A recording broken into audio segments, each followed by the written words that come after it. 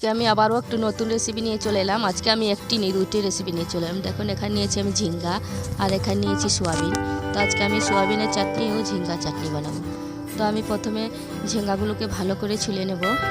আর ঝিঙ্গাগুলো বেশ ডিগাই ছিল। তো দেখুন আমি ঝিঙ্গাগুলোকে ভালো করে ছুলে নিয়েছি।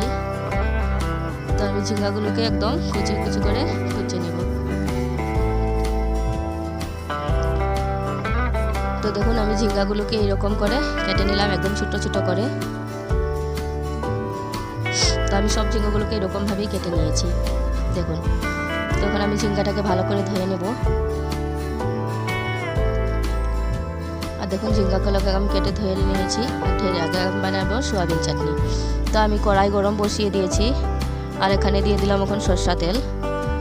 আর তেলটা তো ওখানে আমি দিয়ে দিব শুকনো মরিচ। তো মরিচগুলোকে আমি একটু বেশ কড়া করে ভাজবো। আর এখন দিয়ে দিব সোয়াবিন। তো এগুলোকে আমি একদম আগুন কমিয়ে নেব। আর আগুন কমিয়ে একটু ভালো করে ভেজে নেব যাতে একদম কুরকুরে হয়ে যায়। আর এইভাবে কেউ একবার হলো বানিয়ে খেয়ে দেখবেন। আর কেউ যদি খেয়ে থাকেন তাহলে বলবেন, আর কেউ যদি খেয়ে না থাকেন তাহলে একবার হলো এইভাবে বানিয়ে খেয়ে দেখবেন। খুব দারুণ লাগে খেতে সোয়াবিনের চাটনি। ঘরে কিচ্ছু না থাকলে এরকমভাবে বানিয়ে খাওয়া যায়। তো দেখুন আমার সোয়াবিনগুলো একদম কুরকুরে করে ভাজানো হয়ে গেছে। তো সোয়াবিনগুলোকে আমি তুলে নিলাম দেখুন। আর এখানে আমি সোয়াবিন চাটনিতে সবসময় শুকনো মরিচই দেবেন, কাঁচা মরিচ দিলে খেতে ভালো লাগবে না। তো দেখুন আমি এখানে 4-5টা মরিচ দিয়েছি আর দিয়ে দিলাম 4-5 কোয়ার মতো রসুন। আর এবার দিয়ে দেবো সোয়াবিনগুলো। আর যে যেখান থেকেই দেখছেন, আর আমার রেসিপি যদি ভালো লাগে আরও নতুন রেসিপি পাওয়ার জন্য আমার চ্যানেলটি সাবস্ক্রাইব করে দিন।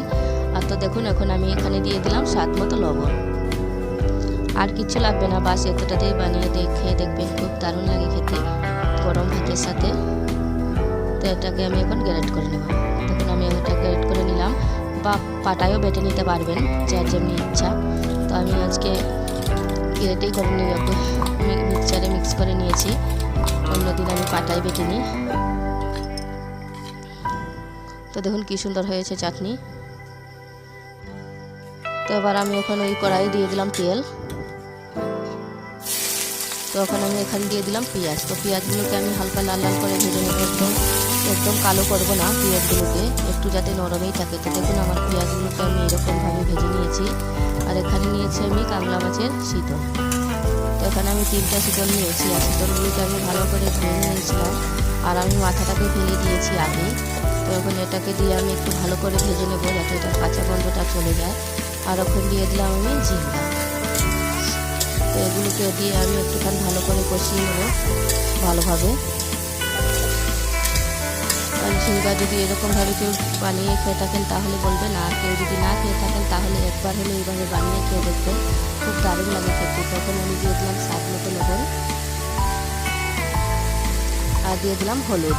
তো ওখানে আমি রং অনুযায়ী হলুদ দিয়ে দিলাম।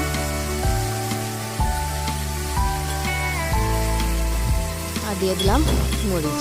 তো আমি এখানে মরিচ একটু বেশি দিয়েছি, 1 টেবিল চামচ, যাতে একটু ঝাল লাগে খেতে। ঝাল হলে খুব ভালো লাগে খেতে। আর 4-5টা দিয়ে দিলাম কাঁচা লঙ্কা চেরা। তো দিয়ে আমি একটু ভালো করে কষে নেব।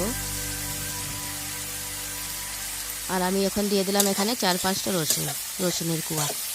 এটাতে রসুন আর পেঁয়াজ যত বেশি হবে খেতে অত টেস্ট লাগে। তো দেখুন আমার এটা কষানো হয়ে গেছে প্রায়।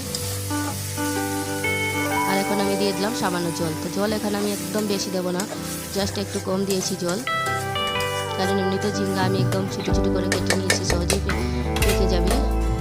আর বেশি জল দিয়ে সিদ্ধ করলে আবার খেতে একটা ভালো লাগবে না। তাই দেখুন আমার ঝিঙ্গার চাটনি হয়ে গেছে। তো আমি এবার এটাকেও নামিয়ে নিলাম। আর আমার রেসিপি দেখার জন্য আমি সবাইকে অনেক অনেক ধন্যবাদ জানাই।